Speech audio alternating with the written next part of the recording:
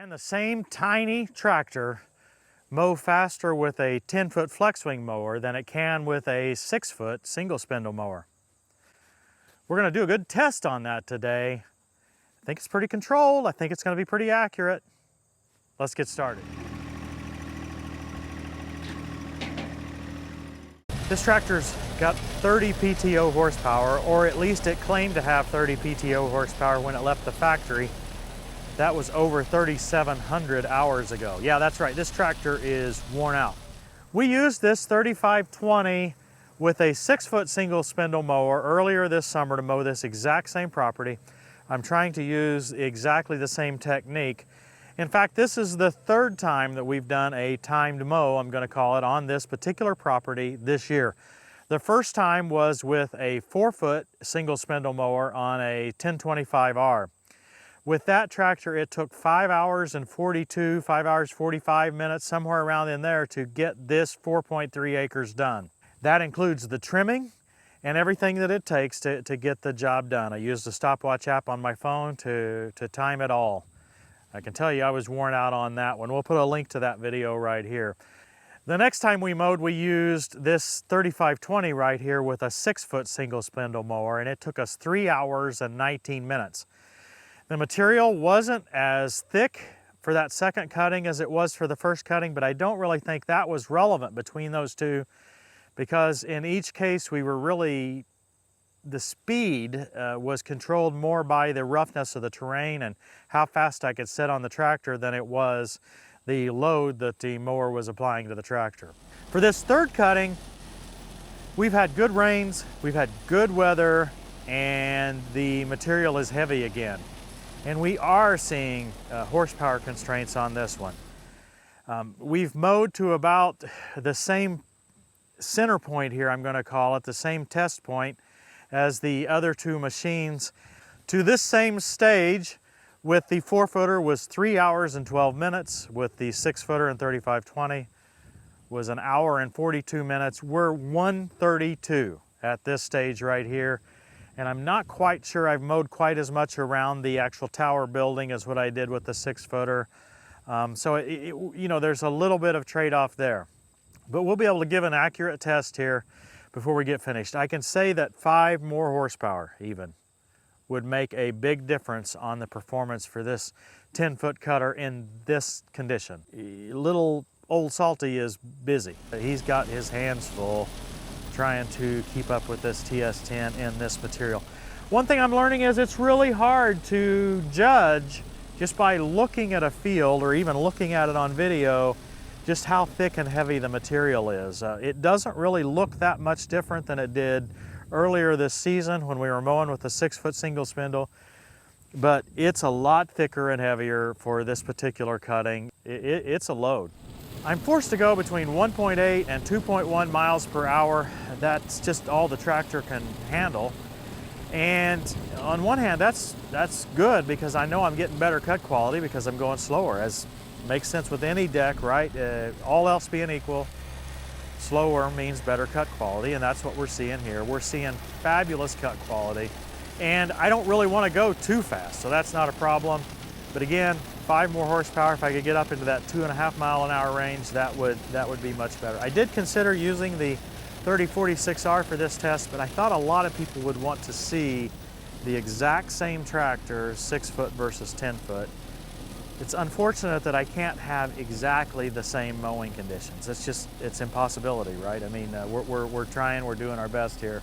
This is as close as we can get. You're gonna be up against the same thing. Just like the other tests, I kept my lap times. And what I mean is, for the first 3 or 4 rounds, I timed how long it took to make each round. The very first round was 13 minutes and 51 seconds. I didn't go into the deep trimming on the corners for that. Second lap was 27 minutes. I did this entire pocket, I will call it, back in here that you're seeing cut right now. Just a lot of trimming on that second lap. Lap number 3 was 14 minutes 48. Lap number 4 was 11 minutes and 22 seconds. And then, yeah, I took off mowing after that. Some of the trimming is harder with this long pull type mower. Other parts of it's easier. Once you do back into a space, you've got a wider width in there. And when it comes to circling around a tree, I can get that mower not to follow me, but to kind of cut the corner on me, and I can really get under those trees really nicely. And that's easier than backing in independently with a 3-point mower. So yeah, there's pluses and minuses to each style of mower. It's kind of fun to mow with a pull type once you get used to it.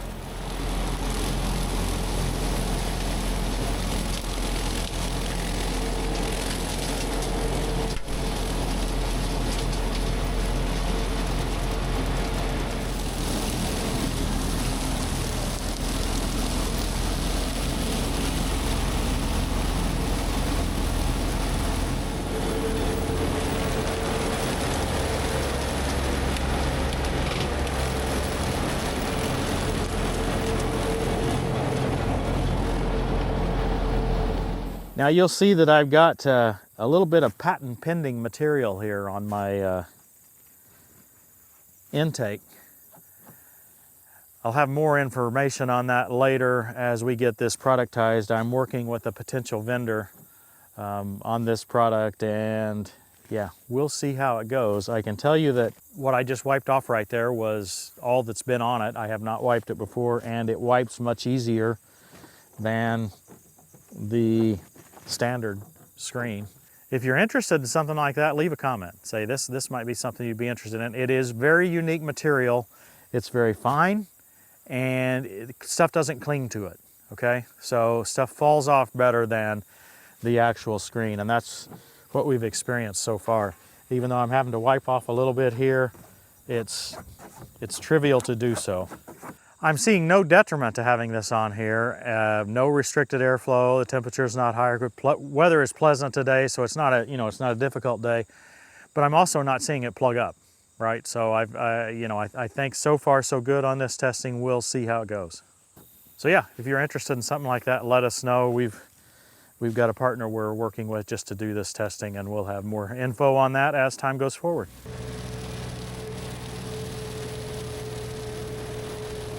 It doesn't take long, even at slower speeds, at 10 feet at a time.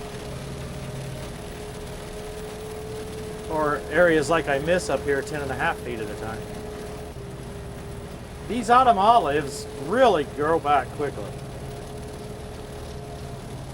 It hasn't been that long since we mowed.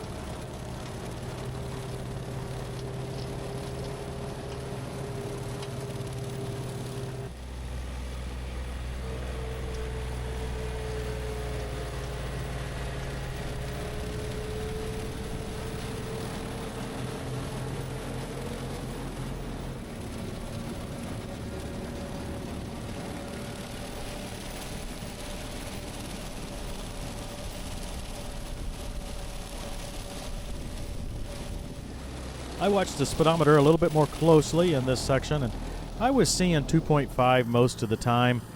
There is just a little bit of an uphill grade here, and I would have to go slower in one direction than the other. In almost every episode where we show this mower, I get lots of, I'll call it help or advice on my overlap. Let me just say that I'm doing the best I can. I hate it when those taller weeds fold outward as the mower hits it, and then I don't cut them off. And I don't like leaving skips when I turn a little bit. And if those excuses don't do it for you, well, I guess I'm just not as good a driver as you are. We're moving right on across here. Mowing efficiently with this pull type mower requires maybe a little more thought, a little more concentration. I find that fun. It's a little lighter right in here. I can go a little faster.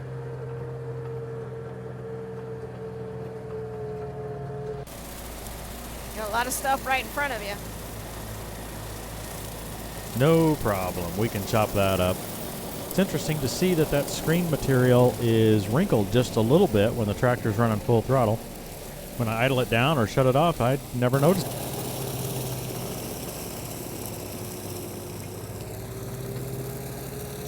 Slowed you down a little bit. Uphill. That's a good example of being able to react with the hydrostatic transmission. Obviously, a hydrostat's not good for everything, but it is great for mowing or other PTO work.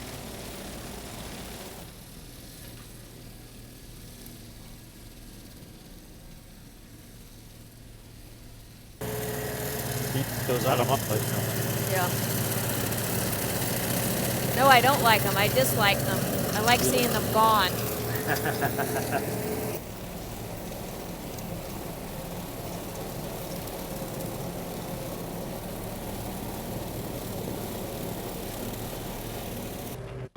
Two hours and 7 minutes at this point.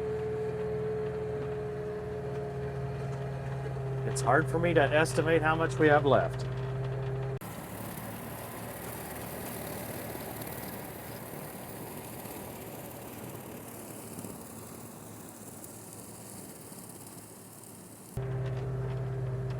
Well, with this pass, we're over to the tower.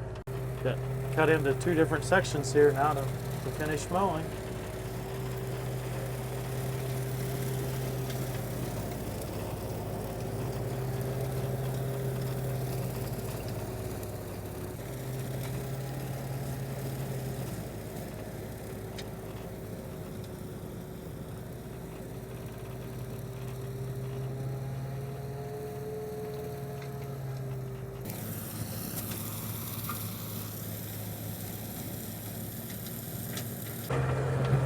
Do a little brush mulching here.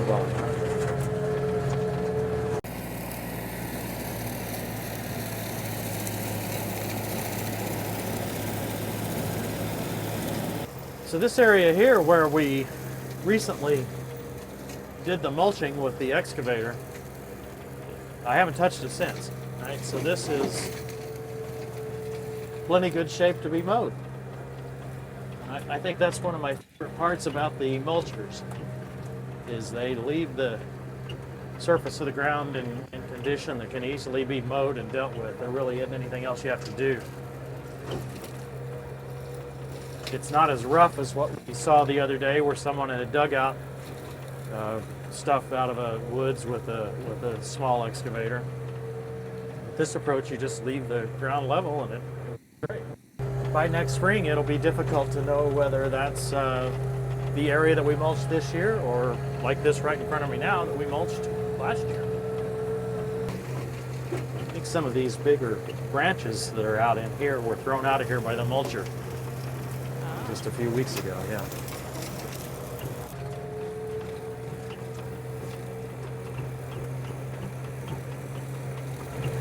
Okay, a little bit more on the other side.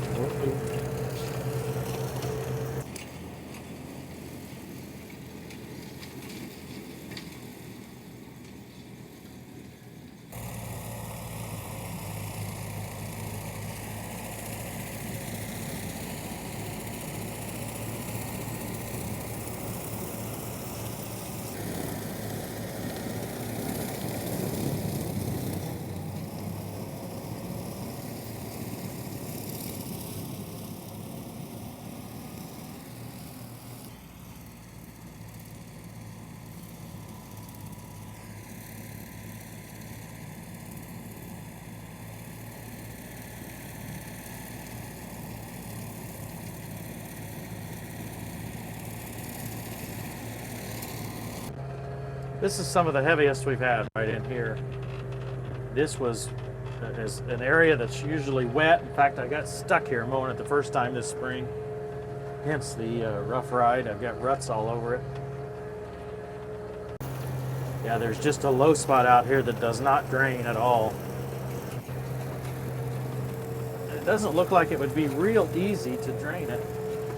Who knows, if I run out of anything else to do, maybe I'll try that sometime. Here's what our test screen looks like. Boy, that's easy to clean. Wow. The tractor did not get hot, even though we were pulling it all that it wanted. So I think the screen was successful. We've always had trouble with all of these Deere tractors getting their screens plugged up when we mow. As we've talked about in earlier episodes, there's not even a removable screen on these 3 Series tractors or 2 Series tractors. The 1 Series does have a removable screen, which is really nice. It's time to place your bets. Is the 10-foot faster than the 6-foot? I can say that we would have been a good bit faster if we'd have mowed it even 1 week sooner. I mean, this was just right on the edge. Sometimes I could Could go along at 2.5 miles an hour. Sometimes I was down to nearly crawling, just barely moving at all, like right in this area. So even a little bit more frequent mowing would allow this tractor to handle this mower with no problem at all. But it was almost more than the tractor could handle. I've had some folks talk about saying, oh, well, you can't run that little tractor that hard all the time. You'll tear it up. It's just not built to handle that. I guess I don't really understand that. So I'm not lugging the tractor down below PTO, maybe just once in a while slightly below the PTO speed from full throttle. The engine's not getting hot. It's really no different load than I would put on it mowing my yard. You know, I mean, I guess I don't understand. People just look at the big mower behind it and they think there's something different. You know, it'd be different if I were pulling it down to, 2/3 throttle or all the time. This is a consistent load, but it's not an extraordinary load, right? I mean, with the hydrostatic drive, I can just let off of it until such time that it can actually handle it. And that's what allows us to get by. That's trick number 1 is the hydrostatic drive. Trick number 2 is the 3 spindles on the flexwing. 5.15 gallons. Okay, just for history, it was about 5.65, same tractor with the 6-foot mower. 7.1 gallons with the 4-foot mower and the 1025R. So you can convince the finance committee that if you've got 4.3 acres to mow, you can pay for a TS10 in roughly 77.5 years. I made that up. Half gallon less fuel, though 10% less fuel. That's pretty interesting because I pulled this tractor pretty hard. Okay, last chance. Put your guess in the comments below. How long does it take? Just as a review, so that I get the numbers right, I will go to the fact sheet. 4-foot mower 1025R was 5 hours and 40 some minutes, 42 to 47, depending on what I look at here in my stats. 6-foot mower on the 3520 was 3 hours and 19 minutes. Last chance, write your comment in.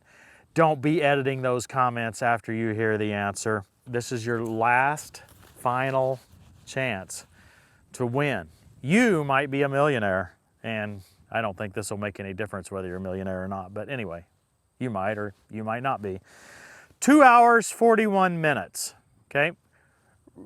38 minutes faster than the 6-foot mower on the same tractor. Conditions were worse, okay? But even with this, we saw, if my math is right, about a 25% improvement. And this is a 30 PTO horsepower tractor. I think that says a lot.